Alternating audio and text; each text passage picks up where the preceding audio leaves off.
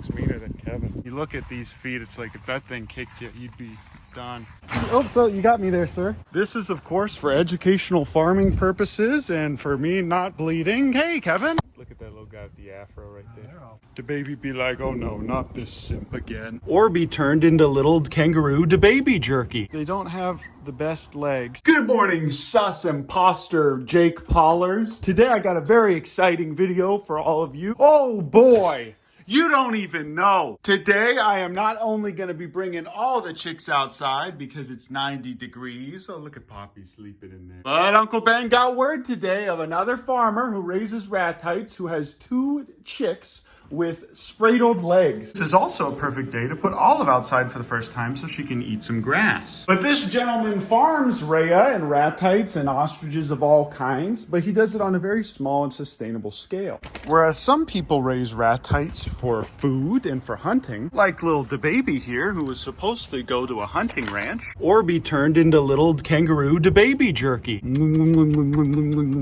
And if you hadn't already guessed, Kevin also was supposed to be jerky. Both Karen and Kevin came from farms where they were simply thrown out onto a large area of land to breed and be shot. This friend of mine is not running a sanctuary though, and he sells them to both folks that would be farming them at a large scale, having them as pets, hunting them, eating them. Regardless, he farms them like they're livestock. And I'm not going to say there's anything inherently evil about that. But what we do at the Urban Rescue Ranch is we rescue wildlife in order to release them back into the wild. But with this back part of these 3 acres here that we just got, our plan is to take in the animals that people, including farmers especially, don't want. For example, Olive was a little baby that was surrendered to us because she couldn't be cared for anymore. These pigeons were rescued from parking garages where they had either fallen from the nest as babies. And you can see videos where we take care of them after that happened. Or they're just pigeons that are straight up caught with a net in a parking garage where they were planning to execute them all. And you can see videos of that as well.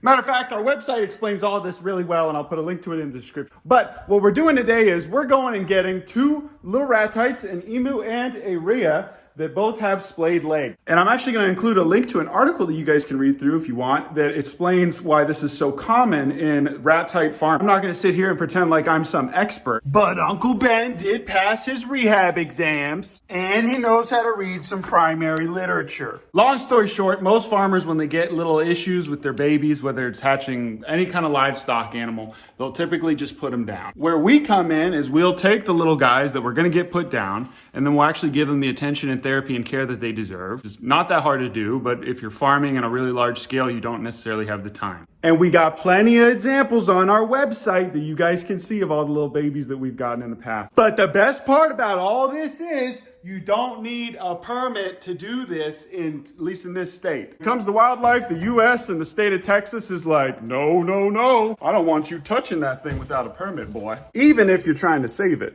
But when it comes to non-native species, such as rhea, or even DeBabies over here, bye DeBaby, they say, oh, I don't care what you do with it. It's your kangaroo. It's your ratite. You can eat it if you want.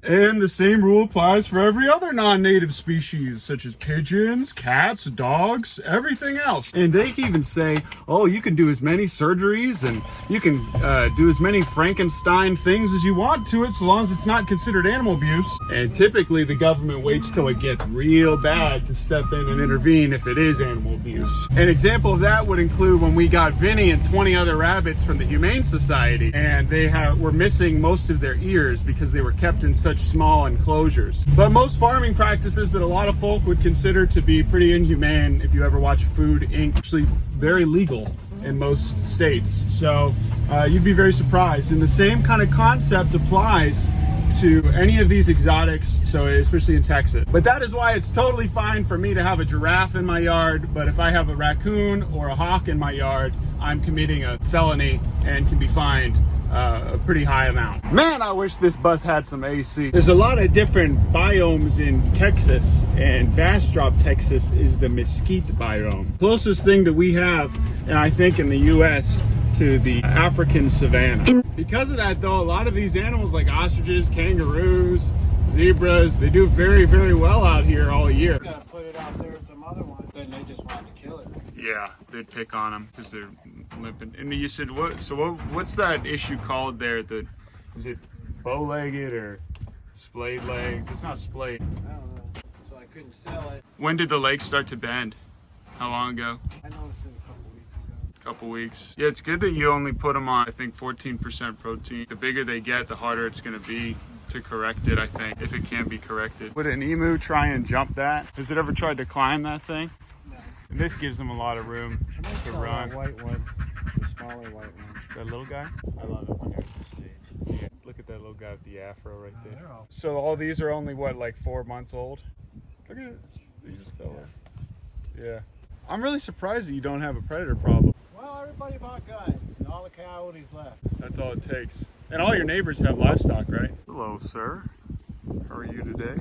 So this is you said it's a pygmy ostrich? No, it just didn't grow. He just didn't grow. Yeah, so he's not gonna get any bigger than that at all. Should be this big, right? How old is this guy? 3.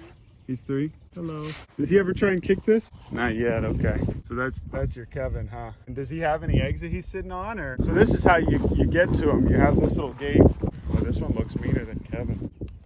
Yeah, he looks a bit meaner than Kevin. He's a lot prettier though. Wow, look how pretty he is. Yeah, and that's exactly what Kevin does. He bites the fence and gets angry. You think this one will ever mellow out, or? I don't know. I'm just gonna eat it. Oh, you don't want to eat this beautiful little... And this is your other male. So this is your setup. And then this keeps the rain from here. Right. You say you don't really have an issue with rats. I get some gophers. This is a really good setup because then you can just kind of open this up. This was a 6-foot horse fence. You just use this for, oh, and then you have two wires at the top. You look at these feet, it's like if that thing kicked you, you'd be done. Even with the pseudo armor, that's ideal. They still get the vitamin D from the sun. They have these wheels so you can just kind of wheel them around, right? All right, everybody. I'm gonna tell you guys right off the bat right now. With these kind of guys, I want to show you this on the YouTube. I don't make TikToks with a lot of the rescues we have because the kids get sad. They don't all make it. That's especially the way it is with wildlife rehab. Not everything makes it. And with these guys, their legs are really bad. But I'm still hopeful. They're still very cute. We're still gonna give them a great life. Most farmers, most veterinarians would just euthanize them right now at this point. But they can still walk around, and they're young enough at this age to where anything can be corrected. All right, it's never too late. Like he said, if he put them with the older one, would pick at them, they would run over them, they would break their legs, they'd get hurt. If he put them with the little ones, they would hurt the little ones. And he just doesn't have the facilities to keep them together, and he doesn't have the time with all the other things he does. And there's nothing wrong with that. But our job now is just to give these guys the best life that they possibly can. Try everything that we can with them. All right, everybody. I like to give you guys little tours of Texas while I'm doing this. This is Bastrop, Texas. It's a beautiful little place.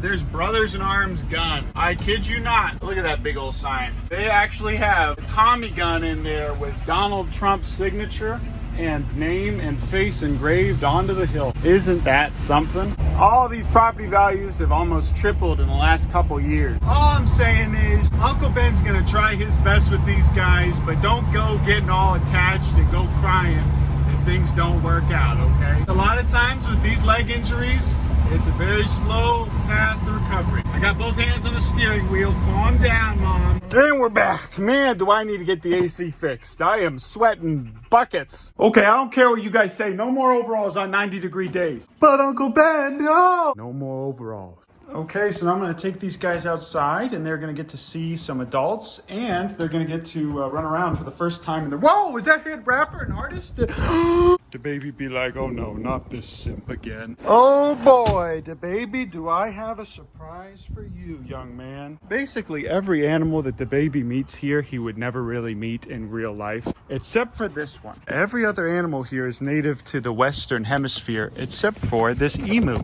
Okay.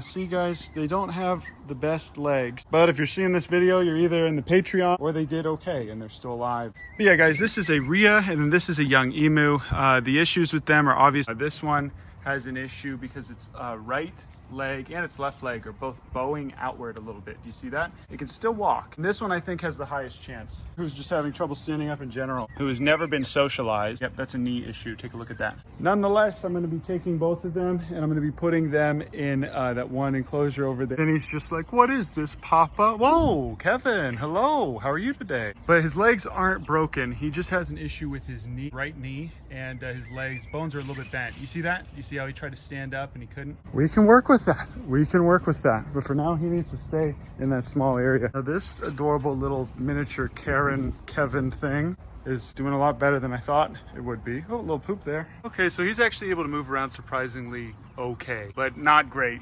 So I'm gonna keep an eye on him. Kevin, calm down over there, but I am gonna go over and grab that little Rhea and put him with the emu just for the sake of their comfort. The whole process here needs to be as low stress as possible. It's hard to do that when you're taking them to a new place and they're unfamiliar, but if they can stay with their friends, that's the best case scenario. Okay, I do want this little Rhea to be able to run around and play and get its sea legs, but for now it needs to stay in there and at least comfort that emu. But just in case, I am gonna put a few more buckets of water in there.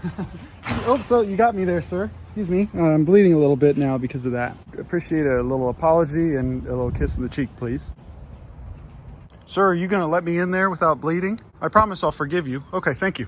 That was cool. That was epic. I'm not doing this anymore, guys. I don't care if this gets demonetized. I'm getting the lid. This is, of course, for educational farming purposes and for me not bleeding. Hey, Kevin. Oh, excuse me. Oh, need to get through here. Oh. All right, so we're gonna get this little bucket here. Bring this over. Hello, Darcidius. Need to start watering this area. Look how quickly it dried up, everyone, after the storm. I do think I stepped in some dookie. Gonna have to wash my feet off. I don't know why I'm barefoot.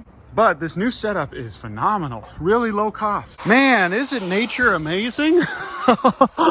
Okay, looks like we're about done. I'm gonna bring this in there. Okay, now they got 2 things of water, and just like you would take in a wild animal for rehab, I'm actually not gonna feed them right now. Look how open that little gap is there. Vinny could easily get in their neighbor's yard and get destroyed. That's why we need to keep Vinny in here. But I'm gonna break this down for you guys very, very quickly because I wanna go in and take a shower. It's not that hard. It is a phosphorus to calcium ratio. It is a watching their diet kind of thing. It is making sure they're eating the right stuff. Don't just give them turkey and game bird starter so they grow as quickly as possible. You wanna do 20%. And you don't even need to do that if you want your birds to be good and healthy in the long run. But if you're gonna let your birds free range and run around a ton, you can give them a lot of protein. You can give them a lot of calcium and everything they need. Because if they're not running around, they're just gonna get fat. They're gonna get real strong. Their muscles are going to grow very quick. These things grow multiple millimeters a day. They can grow centimeters a day. And sometimes in ostriches, when they get growth spurts, they can grow literally inches overnight. It's ridiculous. Only imagine how these poor things feel whenever they're growing that fast. But they are amazing, amazing creatures. And that's why I put up with the bites. Look at this little baby. Oh my goodness. You are just a precious little baby. But these guys are gonna be ready to go soon. They keep annihilating their food and water, so I'm gonna have to spread them out and give them a lot more. But look at my little babies. They're growing very, very quickly. We're gonna have a lot of eggs in no time. And as I said before, guys, we take in a lot of rescues, taken a lot of captures from nuisance situations, and we take them as sanctuary animals. And then we also have these guys, right? Some of them are just Daim Kamanis, which we take the babies from those and we sell them to people that want them as pets, not to eat. That money goes right back into the rescue. And that's how we're able to do this sustainably without begging for donations every other minute. We still love donations. I appreciate that a ton. You guys, love you all so much. Thank you. What I want to do is show you guys more than anything, a replicable thing where you don't need a lot of followers on Instagram to be able to do it, where you don't need to be really good at writing grant proposals to be able to do it. I want to show you guys it's not that hard. There's a million ways to make a buck, and you can do it in a sustainable and ethical way while also helping out other animals. Also, you can do all this while maintaining a full-time job if you work from home, which is what I was doing up till last week. So I'm now doing this full-time. I love you guys. I appreciate you. Thank you to the folks on the Patreon who make that possible for me. Sorry for not putting as much content as I should be out there, but I will. Trust me. Mwah. I love you guys. And hey, Kevin.